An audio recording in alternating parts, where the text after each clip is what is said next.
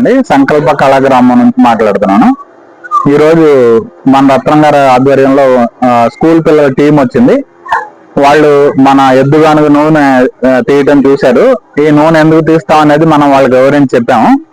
ఎందుకు తీస్తామంటే ఎద్దుగానుగ తిరిగే క్రమంలో చాలా తక్కువ స్లోగా తిరుగుతుంది. రొటేట్ పర్ మినిట్ 2 ఉంటుంది అనమాట. అంటే 2 సార్లు తిరుగుతుంది 1 నిమిషానికి.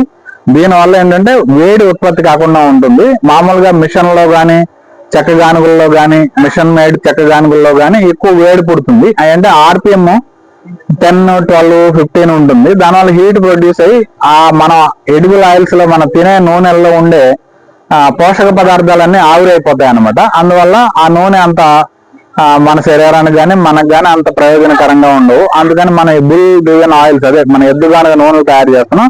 ఇక్కడ మనం వేరుశనగ, కొబ్బరి, నువ్వుల నూనెలు తయారవుతాయి ఇక్కడ సంకల్ప ఆర్ట్ విలేజ్ లో. దీన్ని ఇంకా మనం కాస్త పద్ధతి చేసి ఒక 4-5 గానుగుల్లో తయారు చేయాలనేది ఫ్యూచర్ ఆలోచన. Thank you.